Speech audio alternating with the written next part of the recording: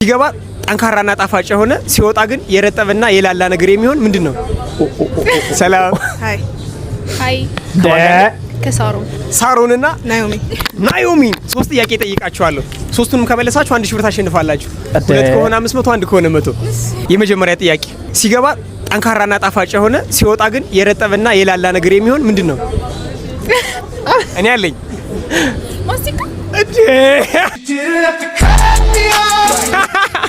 የመጀመሪያ ጥያቄ ተመልሷል። ሁሌ ፍንጭ እንደሰጣችሁ ይደብቀዋል፣ ብዙ ሰው ደግሞ ገልጦ ያሳየዋል። ሲታይ ደግሞ በጣም ያምራል። ምንድነው? ካሜራማን አረ ሉክ ፈገግታ ነው። እሺ ሶስተኛ ጥያቄ ልጠይቃችሁ። ሰማያዊ ድንጋይ አለ ባህር ውስጥ፣ ቀይ ባህር ውስጥ ሰማያዊ ድንጋይ ብንጥለው ምን ይሆናል? ይረጥባል። እሺ ጃለቅ ይረጥባል። ኦኬ ሉክ ቦነስ ነው የምሰጣችሁ። አንድ አውሮፕላን በኬንያ እና በኢትዮጵያ ድንበር መካከል ላይ ተከሰከሰ። በህይወት የተረፉትን ሰዎች የት ነው የምንቀብራቸው? say something bro እዛው ጋር ነው የምንቀብራቸው። አቤቱ እኮ በህይወት ተርፈዋል። አይቀበል። ስለዚህ አልተመለሰም። ለአንድ ጥያቄያቸው 100 ብር ያሸንፋሉ። ቴንክ ዩ have a nice night። ደና ጥያቄ ጠይቃቸውና ፍንጭ ይሰጣቸዋል። መጨረሻ ላይ ያበላሸዋል። ደና ነገር ሊያወሩ ሲሉ አሁን የመጀመሪያው ጥያቄ ቆይ እንስማው። ሃይ ከማን ጋር ነኝ? ሳሮንና ናዮሚ ሶስት ጥያቄ ጠይቃችኋለሁ። ሶስቱንም ከመለሳችሁ 1000 ብር ታሸንፋላችሁ። ሁለት ከሆነ 500 አንድ ከሆነ 100። የመጀመሪያ ጥያቄ ሲገባ ጠንካራና ጣፋጭ የሆነ ሲወጣ ግን የረጠበና የላላ ነገር የሚሆን ምንድነው? አዎ እዚህ ጋር ከባድ በቃ የሚገርም ጥያቄ ጠይቃቸው። ሰውኛ ምን ጠብቀው መልስ እስኪመልሱ መታገስ ነበረበት። ፍንጭ መስጠት አልነበረበትም። ግን ያው እዚህ ጋር ማስቲካ ይዞ ስለነበረ እኔ ያለኝ እያለ ሲነግራት እኔ ያለኝ ማስቲካ አስበላን። አያችሁ እኛ ምን ጠብቀው መልስ እንዳይመልሱ ነው የሚያረጋቸው። እሺ እንቀጥ እኔ ቢሮዬን ዘርፈውኛል። አረ አው ላፕቶፕ ምናምን አንድ ወንድና ሴት እና በጣም የነበረው ሁኔታ በጣም ስለሚያበሳጨኝ። ኦኬ አንድ ወንድና ሴት ማለት በእንዴት አወቀው? ታያዙ እንዴ? ስቶሪውን ልንገር። እሺ አንዴ በጣም የሚደንቅ ነገር ይሄ አንዳንዴ ፖሊስ የሚባለውም ነገር እኔ ሌባ ተይዞ እግሩ ነው መሰበር ያለበት ባይ ነኝ። በእውነት ነው ማለት ይሄ ህግ ምናምን የሚባለው ነገር በፈጽሞ የሚሰራ ነገር አይደለም። ለኔ እኔ በራሴ ኤክስፒሪየንስ በገባ በራሴ ስላየው ነገር እጁ ነው መቆረጥ ያለበት። በቪዲዮ ሰጥቼ ማስረጃ ስቲል እኔ ጋር አለ። እንግዲህ እንትሩ አያሳይም ባቂ አይደለም። ሌባውን አግኝቼው እኮ ነው መንገድ ላይ አሳስሬ ሰጥቼ ምን እንደተፈጠረ ነገር እስቲ ንገረን። በጣም ንገረን። እንደው ዝም ብላውራው ማሪፍ ለሌላም ሰው ንገረን። እኔ ቤት ነበርኩ ወደ ገርጂ አካባቢ ነበር የምኖረው። እዚህ መገናኛ አለ እዛ ነበር ቢሮዬ 3ኛ ላይ። እዛ ለምሳ ወጣሁ ከጓደኞቼ ጋር። አራት አንዛዛው ወናት 20 ደቂቃ ነው የቆየሁት። እንደው እዛ ታዞ ስለነበር ሄደን በልተን ይመጣል። ስመጣ ላፕቶፕ የለም። ግራ ተጋባሁ እና ማን እዛ ሁለት ጓደኞቼ ጋር ደወልኩ። ላፕቶፔን ሲጠቀሙ ምናምን ስለነበር አረ አልወሰድንም ቴዲ ምናምን። እሺ ከዛ ካሜራ እስቲ ታይልኝ ብዬ አሳየው ማለት ነው። ሳይ ሁለት ወንድና ሴት ናቸው። እሁድ ቀን ነው መተው ሊፍት ጋር ቆመው ከዛ እሱ ቁልፍ ይዞ መጥቶ ወንዱ ከፍቶ ገብቶ ወስዶ እግዚአብሔር ይስጠው ባይዘው ወደ 6 ሃርድ ዲስክ ምናምን ነበር። ማአት ሰርግ ያለው የብዙ አዲስ ድባብ የሚለው ራሱ ድራማ አይኒ ነበር። የሱ ሙሉ ተቀርጾ ገና ኤዲቲንግ ላይ ያለ እነሱን እንኳን አልነካቸውም። ከላይ እንዲ ቁጭ ብለው ተደርድረው ኮምፒውተሯን ብቻ ነው የወሰደ። አለኝ 2 ፒሲ እኮ አለ ትላልቅ። ከቦርሳዬ ውስጥ ነው ደግሞ ላፕቶፕን የወሰደው።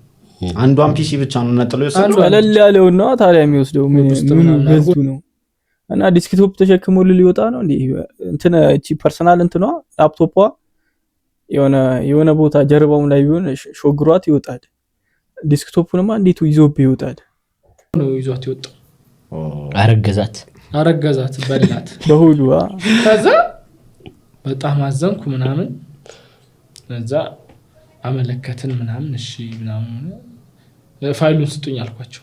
እዚህ እንትኖች በዛው ያንጻው ላይ ያሉ አስተዳደር ከፖሊስ አጽፈና ምናምን አሉ።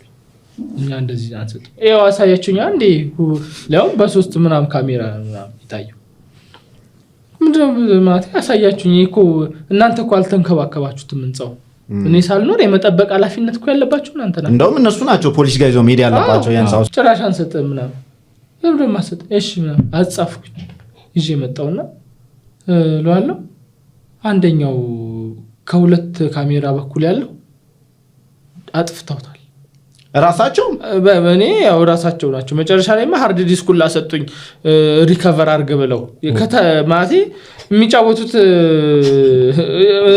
በርግጥ የሌባ አንጻ ነው እንዳይባል ወይም ሌባ አለበት እንዳይባል ተሳልተው ሊሆን ይችላል። ለአደጋ የተጋለጠ በርግጥ ማት ሰው ነው የተዘረፈው። ማት ሰው ተዘርፏል። ደግሞ ሌቦቹ እሑድ ቀን ነው የሚዘርፉት። ሁሌ እሑድ ቀን ብዙ ጊዜ ማንም የለም። ቁልፍ ይዘው ነው የሚመጡት። አንዴ አንዱ ፖሊስ ሲነግረኝ በማዳበሪያ ነው ያገኘነው ቁልፍን ያለኝ አንዱ ቤት አንዱ ሌባ ቤት እንደ አሰርተው ማለት ነው። ተለያየ ዛሬ እንትን ህንጻ ነው የምንዘርፈው ዛሬ እንትን ህንጻ ነው ምናምን ብለው መሰለኝ የሚወጡት ራሱ በእውነት ቁልፍ በማዳበሪያ አንድ ሁለት ፋይል ሰጡኝ ያው ያሉበት በደንብ ይታያል እሱ ምናምን። ከዛ ለፖሊሶቹ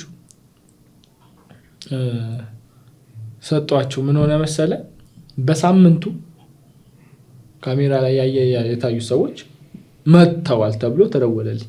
ወደ ህንጻው ድጋሚ ነው ቢሮ አንተ ቢሮ ነው የመጡት ድጋሚ ለመስራቅ ነው። ታዲያ የዛኔ አይቷቸው ቪዲዮ ላይ አይቷቸው የነበረው የህንጻው አንድ ጥበቃ ነበር መላኩ የሚባል ልጅ ቴዲ እንደዚህ ነው ሲለኝ እኔ ደግሞ ያኔ መኒ ሃይስት የሚባል ፊልም ነበር እሱን እያየሁ በእውነት ላፕቶፔን ቁጭ አድርጌ ወድለት እያየሁ ነበር።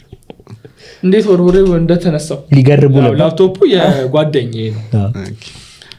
ፊልሙ ላይ ሲሰራ እነ ፕሮፌሰር እኔ እስከምመጣ በእናታችሁ ብዬ ራስ የሚባል ጓደኛ ላይ ለሱ ደወልኩለት እዛው ቅርብ ስለሆነ እሱም ከጓደኛው ጋር ከዛ መላኩስ ተከታተላቸው ስለው ይሄው ወጣዋል ከጀርባቸው እየተከታተልኳቸው ነው እዛ ጋር ስላንጃበብን ወረዱ አለኝ።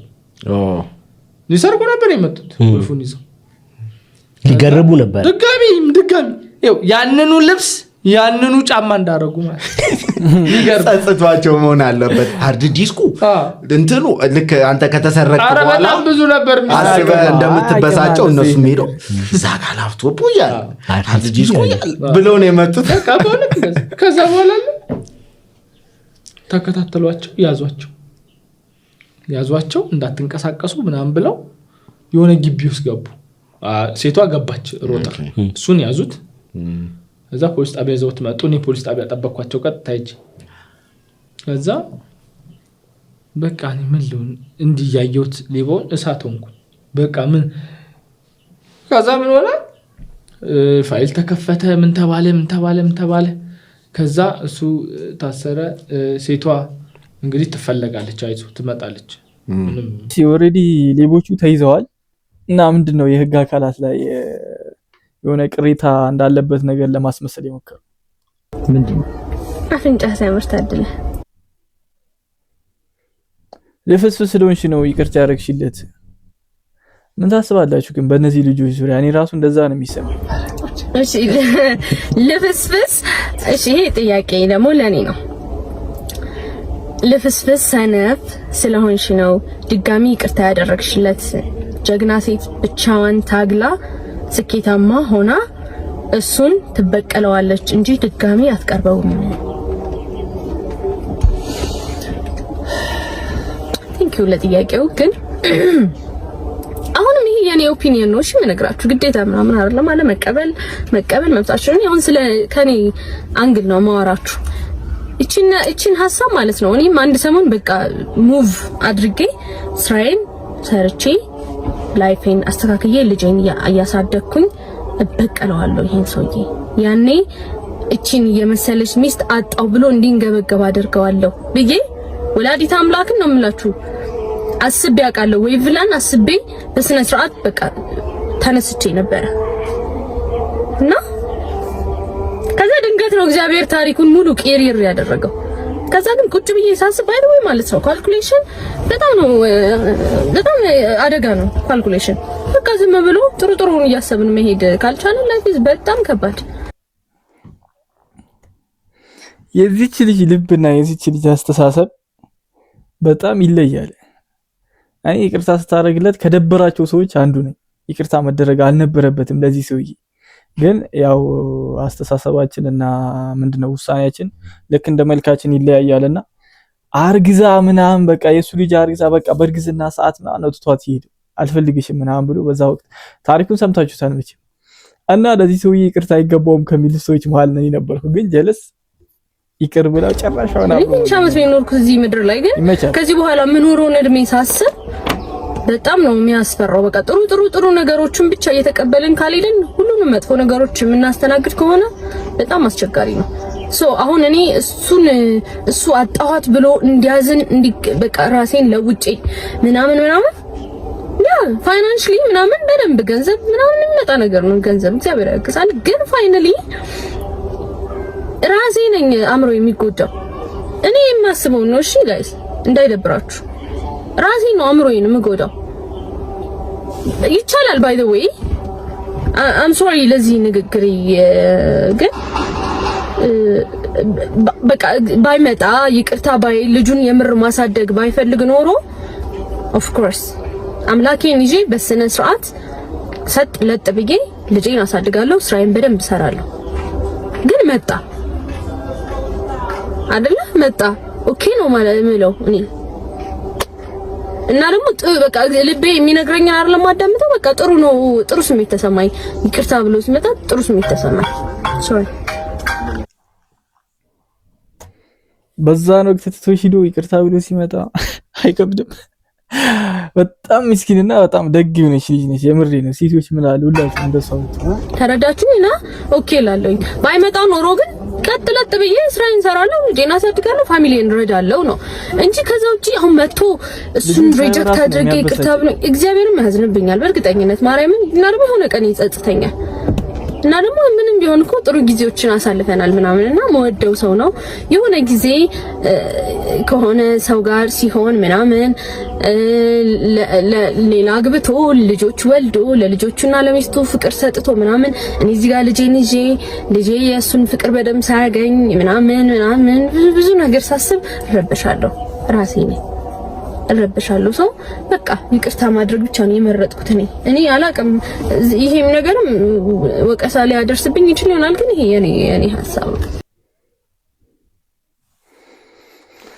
አሪመች አንቺ ለብዙ ሴቶች ማለት ተምሳሌ መሆን የምትችይ ሴት ነሽ። በጣም ሩህ ደግ የሆንሽ ሰው ነሽና ጀለስን ግን አሁንም አላምነውም። እኔ ለምን እንደሆነ አላውቅም። በጣም በከባድ ሰዓት ነው ትቷት ሄደ። በከባድ ሰዓት ነው ካጠገቧ የራቀው። በቃ መራቅ ባልነበረበት ምንም ቢጠላት ራሱ ያን ሰዓት አሳልፉ ድቅላችሁ ከሆነ አማውንት በላይ አሁን ደሃው እንዳናስቸግረው ከ1 ሚሊዮን ብር ወይ ከ2 ሚሊዮን ብር በላይ የሚያወጣ ቤት ህንጻ ቆይ ደሃውን እንዳናስቸግረው ከሚለውን ጀምሮ በላይ ፖለቲካ ነው። አሁን ደሃው እንዳናስቸግረው ከ1 ሚሊዮን ብር ወይ ከ2 ሚሊዮን ብር በላይ የሚያወጣ ቤት ህንጻ የሰራ ሰው ፕሮፐርቲ ታክስ መክፈል አለበት። ይሄ የትም ዓለም ያለ ኤክስፒሪየንስ ነው። ከ1 ሚሊዮን እና ከ2 ሚሊዮን በታች ቤት ይሰራል እንዴ? ደሃውን እንዳናስቸግረው አሉ ጠቅላያችን። ደሃውን እንዳናስቸግረው ከ1 ሚሊዮን እና ከ2 ሚሊዮን በላይ አውጥቶ የሰራ ሰው ፕሮፐርቲ ታክስ መክፈል አለበት። ከ1 ሚሊዮን እና ከ2 ሚሊዮን በታች ቤት ይሰራል ወይ ነው በአሁኑ ሰዓት? ደሃውንም ልትቀበሉ ነው ሌላ ነገር ለማለት ፈልጌ አይደለም። ሁሉ በነፃ የሚባል አንዴ ሰርተዋል፣ አንዴ በዘመድ አዝማድ በጉቦ ስለወሰደ ቦታውን ስለሰራበት እድሜ ልክ በነፃ የሚባል የለም። ታክስ ይከፈላል። ቤቱ ያንተ ነው፣ ግን ታክስ ትከፍላለህ።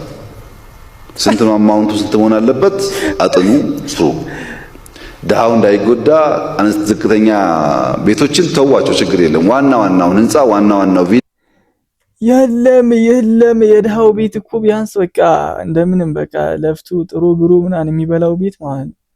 የሆነች ቤት ብታገኛት 3 ሚሊዮን 4 ሚሊዮን ምናምን የምትሸጠው የምትገዛ አይነት ቤት ነች። ከ1 ሚሊዮን በታች የሚሸጥም የሚገዛም ቤት የለም። ቤት ለስራ ብትልም ከ1 ሚሊዮን በታች አሰራም። እንዴት ነው አሁን ድሃውን አልተዋችሁትም፣ ድሃውንም እየተቀበላችሁት ነው። ግን እሺ ጥሩ ነው ያው ለሀገር ልማት እስከሆነ ድረስ እና ደግሞ ምንድነው እንትን በጣም ያሳቀኝ ምን እንደሆነ ታውቃላችሁ? የሆነ ሰው አሁን በቃ ለፍቶ ጥሩ ምሩ በቃ እንዲህ በቃ ምን ልበላችሁ ተጨንቆ የሆነ ቤት ያሰራና ወይም ብር ሰርቶ ምናምን የሆነ ቤት ይገዛና በየወሩ ለዛ ታክሲ ይከፍላል። ለዛ ቤት ራሱ ለገዛ አሁን ስለ ፕሮፐርቲ ታክስ እየተወራ ነው። ፕሮፐርቲ ታክስ is too much። አሁን ስንት ሺህ% ነው የመጣው ፕሮፐርቲ ታክስ which means እንዴት አድርጌ ነው አሁን ከዚህ በኋላ ወደ ሪል ስቴት የምገባው? አሁን የስም ማዘዋወሪያውም ሰማይ ወጥቷል አሉ።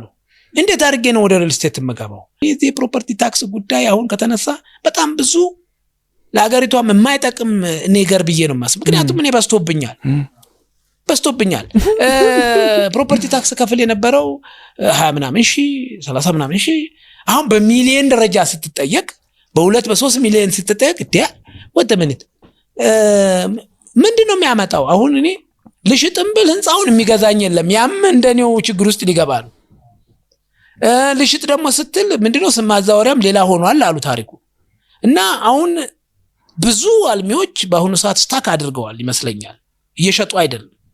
ይሄ ነገር እንደው አንድ ሰው ስራ ከመስራቱ በፊት ፖሊሲ is the most important part ነው። አንተ ጠዋት ማታ የምትቀይረው ነገር መሆን የለበትም።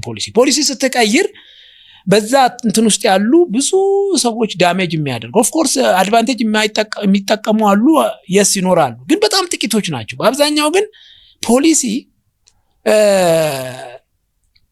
አንተ ኳልኩሌት አድርገህ ነው የምትመጣ። ከባድ ግብግብ ነው። ኃይሌ ከበደን ካለ እንግዲህ ሌላው ሰው ምን ሊሆን እንደሚችል ገምቱት። እኛ ምን እንደምንሆን እኛ እንኳን ቤት የለንም፣ ግን ዞሮ ይነካሃል። ይሄ እኮ የሚደረግባቸው ሀገራት እኮ አሉ፣ ግን እንደ አፍሪካ በተለይ እንደ ኢትዮጵያ ኢኮኖሚያችን የሞተ ስለሆነ ህዝቡ አብዛኛው ድሃ ስለሆነ በመከራ በልቶ የሚያድር ስለሆነ ለምትኖርበት ቤት ፕሮፐርቲ ታክስ ክፈል ማለት ትንሽ የሚከብድ ይመስለኛል። ግን አሉ አውሮፓ ሀገራት የሚያስከፍሉ አብዛኞቻቸው ያስከፍላሉ። እንቀጥል። ሰበር ዜና። ይህ መረጃ መኪና ላላችሁ ነው። የመንገድ ግብር ሊጣል መሆኑ ተሰምቷል። በመንግስት በተገነቡ መንገዶች ላይ በሚንቀሳቀሱ ተሽከርካሪዎች አዲስ ዓመታዊ ግብር ሊጣልባቸው መሆኑ ተገለጸ። ይህ ግብር ከመደበኛ የተሽከርካሪ ዓመታዊ ምርመራ ቦሎ ጋር ተያይዞ የሚከፈል ሲሆን አጣጣሉ እንደ ተሽከርካሪዎቹ አይነትና እንደሚያመነጩት የካርቦን ጭስ መጠን ሊለያይ እንደሚችል ተመላክቷል። በዚህ መሰረት ብዙ ጭስ የሚያወጡ የቆዩ ተሽከርካሪዎች ከፍተኛ ግብር ሲከፍሉ፣ አዳዲሶቹ ደግሞ ዝቅተኛ ግብር እንዲከፍሉ ይደረጋል ተብሏል። በተለያዩ ሀገራት የተለመደ ነው የተባለው ይህ አሰራር መንግስት ለመንገድ ጥገና የሚሆን ተጨማሪ ገቢ እንዲያገኝና የአካባቢው መስተዳደር የልማት በጀታቸውን እንዲያሳድጉ ይረዳል ተብሏል። የታክስ ፕሮፖዛሉ በአሁኑ ወቅት በሚኒስቴሮች ምክር ቤት ተዘጋጅቶ ለምክር ቤቱ ለመቅረብ ዝግጅት እየተደረገበት የሚገኝ ሲሆን ከዚህ ግብር የሚገኘው ገቢ ከአጠቃላይ የሀገር ውስጥ ምርት 0.2 በመቶ ድርሻ ይኖረዋል ተብሎም ይገመታል። ኮሪደሩ ላይ እንደዚህ የት መንገድ ተሰርቶልሽማ አዳሚ መኪና አለኝ ብለሽ ዝም ብለሽ በነፃ አጀልጪ። እኔ ያልገባኝ ነገር 4 እና 5 መኪና ኖሯቸው የምን 10 ራሱ የሚኖረው አለ። ኦሬዲ አብዛኞቹ ከቤት የማይወጡ ናቸው። ለነዛም ይከፈላል። ቤት ውስጥ ለሚውሉት በሳምንት አንዴ ምናምን ለሚወጡት መኪኖችም ለነገሩ ሀብታም ችግር የለበትም እኮ። ይሄ እኛን አይነካም። የእግረኛ ብቻ እንዳይመጣ። ወደ ስዊድን ሀገር ለእግር ኳስ ጨዋታ የሄዱ 20 ኢትዮጵያውያን ከነ ቡድን መሪያቸው መጥፋታቸው ተሰማም። እነዚህ ባለጌዎች ጥላውን ይሰባሉ። እኔን ላኩኝ። አንድ ባንክ ጆሮአቸውን ይዤ እመጣለሁ። አንድ ባንክ ጠፉ አላለም። እኔ እናንተ ነው የጠፋ ነው ወንድሜ። እኔ እናንተ እና ጀነት በር ደርሶ ይመለሱ። የዘር ማንዘራቸውን እድል ሰምታችኋል። ግን ዜናውን ሰምታችሁታል ብዬ ተሰሙታላችሁ። ኢትዮጵያን ወክለው ውድድር ለመወዳደር ሂደው ወደ ስዊድን ነበር የሄዱት። እንዳለ ነው የጠፉት። ጭራሽ ከነ ማዘሮቻቸው ምናምን ከነ ቤተሰቦቻቸው ይሄዱላ ነበሩ። ድምጥማጣቸው አንድ የተረፈ ከና አሰልጣኝ የቡድን በቃ ዶክተር በሉ በቃ ከነሱ ጋር የሄደው በሙሉ ሙሉ ቲሙ ነው የጠፋው። ሙሉ ቲሙ ተዘጋጅቶ ከዚህ አውርቶበት ይመቻቸው።